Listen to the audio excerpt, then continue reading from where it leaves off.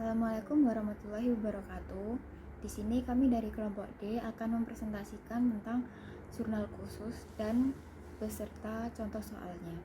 Sebelum itu, kita akan memperkenalkan diri terlebih dahulu. Saya Artika Nadia Ramadhani dengan NPM 2401 3010 417. Kenalkan, nama saya Sylvie Putri Nabila dengan NPM 2401 3010 401. Perkenalkan, nama saya Muhammad Aklam Musafik dengan MPM 22013 010336. Perkenalkan, nama saya Safira Fawaz dengan NPM 210130101083. Baik, yang pertama ada pengertian jurnal khusus. Jurnal khusus adalah jurnal yang dikelompokkan sesuai dengan jenis transaksinya. Setiap terjadi transaksi, petugas pembukaan mengidentifikasi jenis transaksi yang terjadi dan mencatatnya ke dalam jurnal khusus. Jurnal khusus dengan jurnal umum berbeda. Perbedaannya dapat dilihat pada tabel di bawah ini. Yang pertama pada aspek format. Kalau jurnal umum itu format jurnal terdiri atas tanggal, akun, keterangan, ref, dan jumlah yang terdiri atas debit dan kredit. Nah, jika jurnal khusus itu disesuaikan dengan kolom-kolom yang diperlukan dalam mencatat transaksi jenisnya. Yang kedua ada pencatatan. Jika jurnal umum itu semua transaksi dicatat hanya pada satu jurnal. Kalau jurnal khusus transaksinya dicatat sesuai dengan jenis dalam beberapa jurnal yang sesuai. Yang ketiga ada posting ke akun buku besar. Kalau jurnal umum itu posting jurnal ke akun buku besar dilakukan setiap hari atau setiap terjadi transaksi. Jika jurnal khusus posting ke jurnal akun buku besar dilakukan secara berkala, misalnya setiap akhir bulan, tetapi tidak menutup kemungkinan itu 2 minggu atau bahkan per minggu. Yang selanjutnya yaitu manfaat jurnal khusus. Yang pertama ada memungkinkan pembagian pekerjaan atau spesialisasi.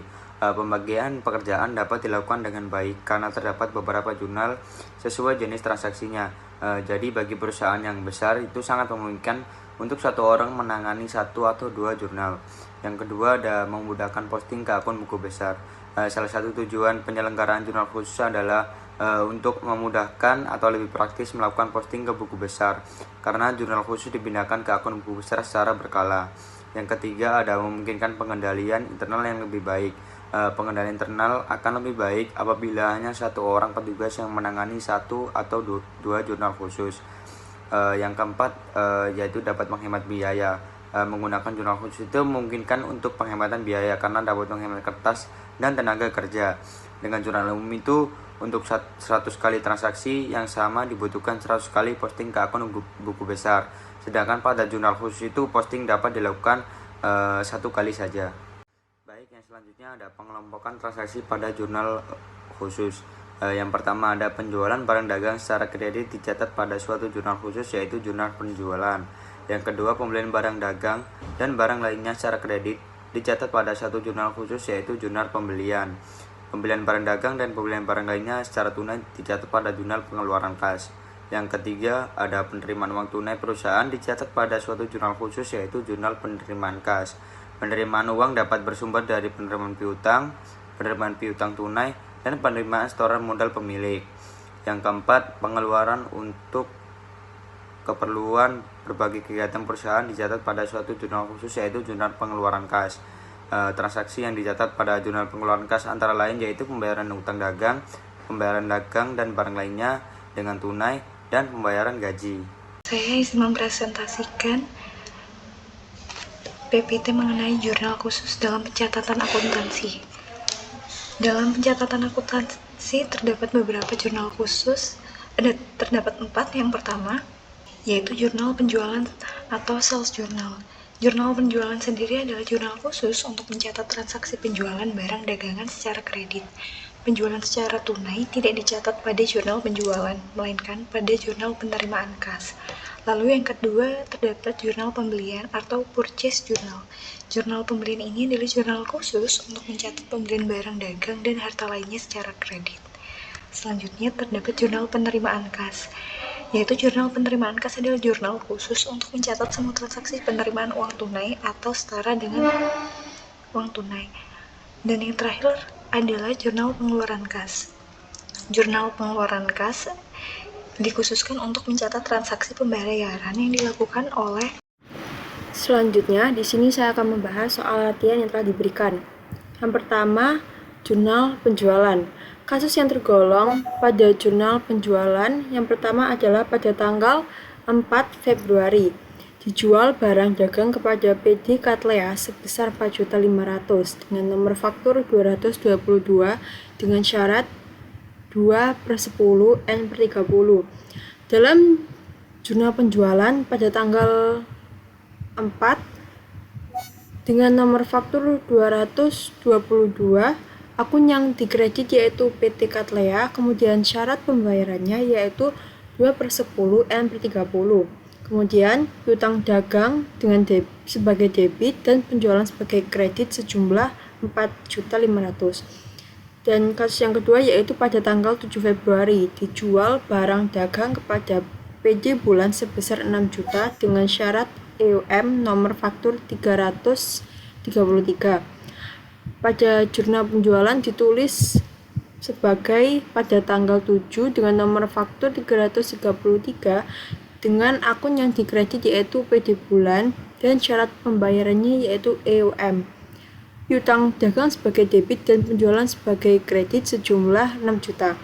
Kemudian pada kasus yang ketiga yaitu pada tanggal 15 Februari dijual barang dagang kepada PD Asco Centrum sebesar 1.500.000 dengan nomor faktur 231 dengan syarat EUM. Pada jurnal penjualan ditulis pada tanggal 15 dengan nomor faktur 231 dengan akun yang dikredit yaitu PD Asco Centrum dengan syarat pembayaran EUM dengan piutang dagang sebagai debit dan penjualan sebagai kredit sejumlah 1.500.000. Kemudian pada jurnal pembelian, kasus yang tergolong pada jurnal pembelian ini yaitu pada tanggal 2 Februari. Dibeli barang dagang dari PT Dendrobium sebesar 10 juta dengan nomor faktur 111 dengan syarat 2/10 N/30.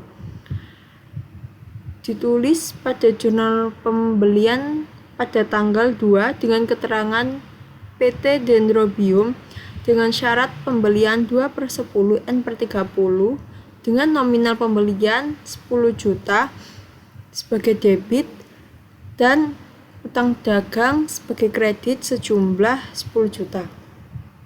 Selanjutnya ada jurnal penerimaan kas yaitu tanggal 6 dijual barang dagang kepada PD Asco Senda seharga 3 juta secara tunai.